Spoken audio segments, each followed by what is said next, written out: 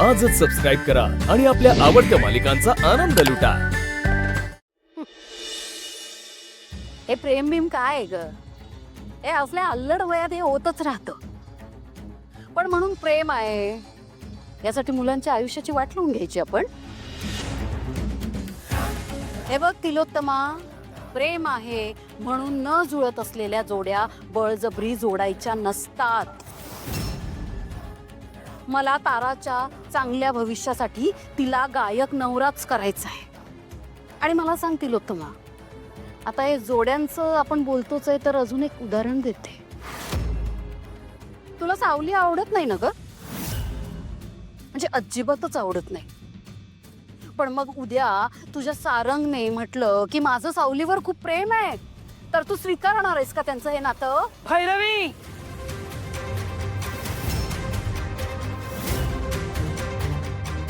कुठल्या गोष्टी कुठे नेतेस का तू?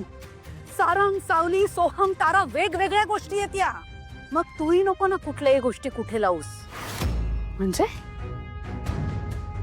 मान्य आहे, मान्य आहे तिलोत्तमा, तू मला माझ्या पडत्या काळात खूप मदत केलीस, मला आधार दिलास, माझ्या गरजेला धावून आलीस, माझ्यासाठी उभी राहिलीस, पण म्हणून तू मला विकत घेतलं नाहीयेस, कळलं ना?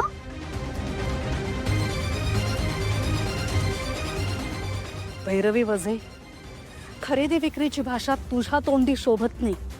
हेच जर का मी बोलले असते ना तर माझ्या तोंडी शोभली असती, कारण हाडाचे व्यापारी आहोत मी।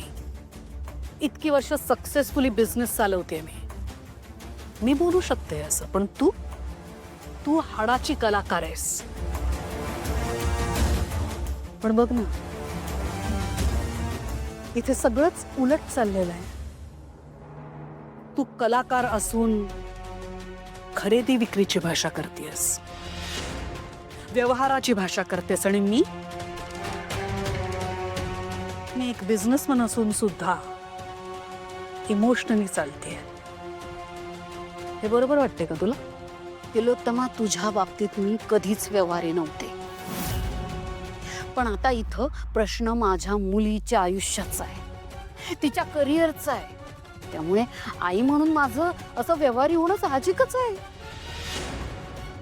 आणि मुळात मी माझ्या मुलीसाठी, माझ्या आयुष्यासाठी, तिच्या आयुष्यासाठी जे भक्कमपणे निर्णय घेतले ते मी कोण कुठल्या तिलोत्तमा मेंदळेसाठी का बदलू? नकोच बदलूस मी तर म्हणते,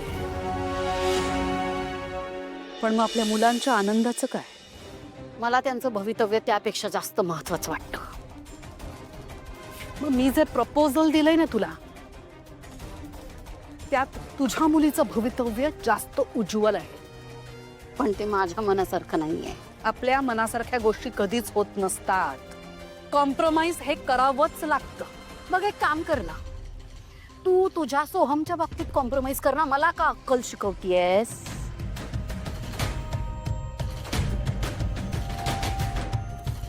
चुकतीयस